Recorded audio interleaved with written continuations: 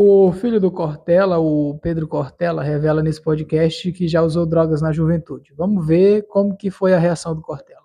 Eu quero dizer algo pela primeira vez para você, sem ser brincadeira ou en passant em alguma conversa, que é o seguinte: eu já usei drogas ilícitas. Mais de uma vez. Mais de algumas milhares de vezes. E não foi só maconha, como eventualmente você e minha mãe souberam por algum descuido, não. Entre os meus 20 e 30 anos eu tive muitas experiências e experimentações. Lança-perfume, maconha, haxixe, êxtase, LSD.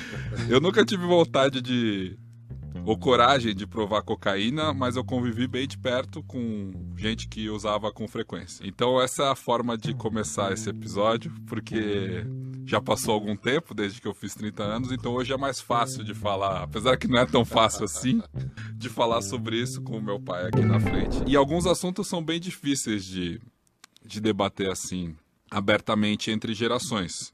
É muito raro a gente ver por aí uma discussão mais profunda e franca sobre esse tema, ainda mais com a possibilidade da gente trazer uma abordagem pessoal.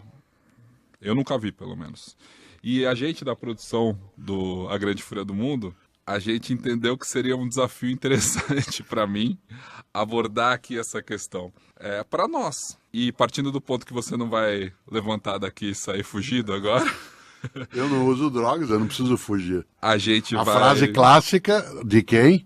De quem? Do magnífico, grande criador dos Rolling Stones, ao dizer, o senhor perguntou, lembra o jornalista para ele? Foi Mick Jagger?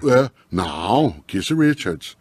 Como é que o senhor pensa o seu problema com as drogas? Ele disse, eu não tenho problema com as drogas, eu tenho problema com a polícia. Então não tem por que fugir. Pois é, a gente concordou em ficar aqui conversando por mais ou menos uma hora. Eu sei que você não vai levantar nem fugir, nem eu. Então é importante que a gente fale mais sobre isso para esclarecer e, de certa forma, incentivar. Quem nos ouve nunca tem ou nunca teve a oportunidade de conversar abertamente sobre isso em família.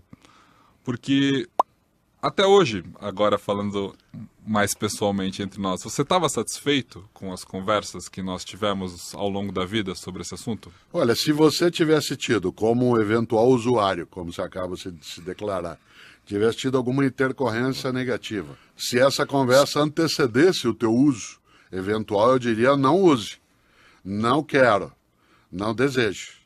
Sendo contada a posteriori, com você saudável, vívido, produtivo na minha frente, não me choca, porque eu não acho inesperado que você tenha dito isso, exceto a menção, né, uma ou outra das drogas ilícitas que você disse, que eu até imagino onde com ela você teve contato da tua experiência no mundo, né, das tuas viagens, das suas moradias. Mas não me espanta.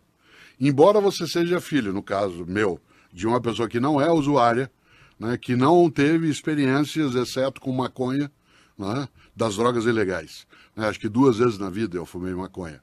Eu devia ter uns 17 anos, quando eu estava ainda no último ano do ensino médio, numa noite de estudos, né, em que um dos amigos, inclusive, na época, né, de maneira a produzir desconforto no grupo que ali estava estudando, fazendo cursinho para a universidade, não só fez com que circulasse a maconha, a gente fumava cigarro de papel, consumia tabaco, né? Ele não só fez isso, como não nos disse que tinha um efeito colateral, né, que era um ressecamento forte da boca e uma larica imensa, uma fome danada, e não deixou nem água nem comida suficiente para a gente. E a segunda vez foi numa viagem em 1984, em que eu experimentei dentro do carro de novo.